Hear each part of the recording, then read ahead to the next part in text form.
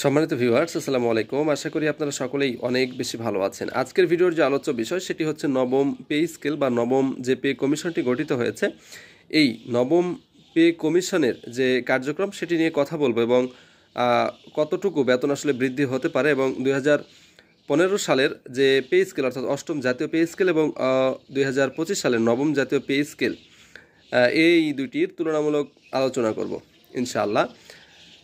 আমরা মূল আলোচনায় চলে যাব তার আগে ছোট্ট একটি রিকোয়েস্ট, সেটি হচ্ছে আপনি যদি এই ভিডিওতে আমার চ্যানেলে প্রথম হয়ে থাকেন অবশ্যই আমার চ্যানেলটি সাবস্ক্রাইব করে পাশে থাকা বেল আইকনটি বাজিয়ে দেবেন, যাতে করে এরকম সুন্দর সুন্দর ভিডিওগুলো প্রথমেই পৌঁছে যায় আপনার কাছে।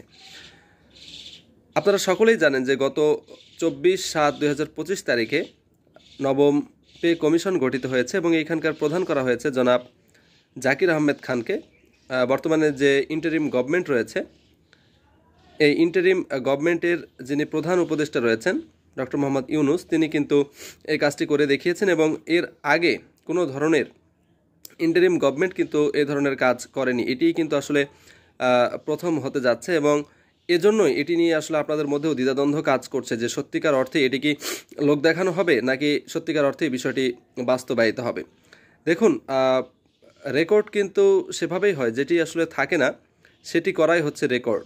সুতরাং এর আগে অতীত ইতিহাসে হয়নি বা ছিল না দেখেই যে এবারে হবে না, বিষয়টি কিন্তু এরকম না। অনেকেই বলে আসছেন যে সামনে 6 মাসের মধ্যে নির্বাচিত সরকার যদি চলে আসে, এসে কিন্তু প্রথমেই এটিকেই আগে বাতিল করবে, বিষয়টি কিন্তু এরকম না।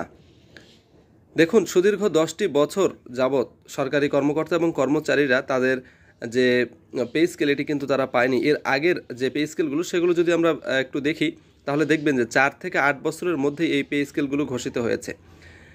তো অষ্টম যে জাতীয় পে স্কেল, সেইখানে তার আগের সপ্তম যে পে স্কেল ছিল তার তুলনায় কিন্তু বেতনগুলো প্রত্যেকটি স্কেলেই দ্বিগুণ করা হয়েছে। অর্থাৎ নবম গ্রেডের বেতন ছিল 11,000 টাকা, সেটিকে সরাসরি বেসিক বেতন 22,000 টাকা করা হয়েছে। তো যা হোক, 24/7 তারিখে পে কমিশন গঠিত হলেও পে কমিশনের আনঅফিসিয়াল মিটিংগুলো হয়েছে এবং আজকে এটির প্রথম অফিসিয়াল মিটিং হবে ইনশাআল্লাহ এবং এইখান থেকে আসলে বোঝা যাবে যে কতদূর এগিয়ে যাচ্ছে। তবে আপনারা নিশ্চিত করে বলতে পারেন যে এর আগের সুদীর্ঘ 6 থেকে 8 বছরের মধ্যে পে স্কেল ঘোষিত হলে সেগুলোর বেতনাদি কিন্তু দ্বিগুণ হয়ে গিয়েছে। কিন্তু এইবারে যেহেতু সুদীর্ঘ 10টি বছর পরে এটি হতে যাচ্ছে, সুতরাং এটি 80 থেকে 90% এবং সর্বোচ্চ 100% পর্যন্ত বেতনগুলো বৃদ্ধি হতে পারে। তবে সেটি অনেকেই বলে আসছেন যে এটি জানুয়ারি 2026 থেকে দেওয়া হতে পারে, কিন্তু এটি খুব সম্ভবত আগামী জুন থেকে কার্যকর হতে পারে। যদিও নির্বাচিত সরকার আসলে এটিকে কখনোই বাতিল করবে না, এটি সরকারি কর্মকর্তা কর্মচারীদের একটি ন্যায্য দাবি। তো এই ছিল মোটামুটি আজকের ভিডিওটি। বেতন আসলে এখানে দ্বিগুণ হয়ে যাচ্ছে ইনশাআল্লাহ। আপনারা সকলেই এটির জন্য দোয়া করবেন এবং প্রথম সভা এবং কয়েকটি সভা হবে, সভাগুলোর পরেই আসলে আগামী 6 মাসের মধ্যে, আজকের তারিখ থেকে আগামী 6 মাসের মধ্যে রিপোর্টটি প্রদান করা হবে।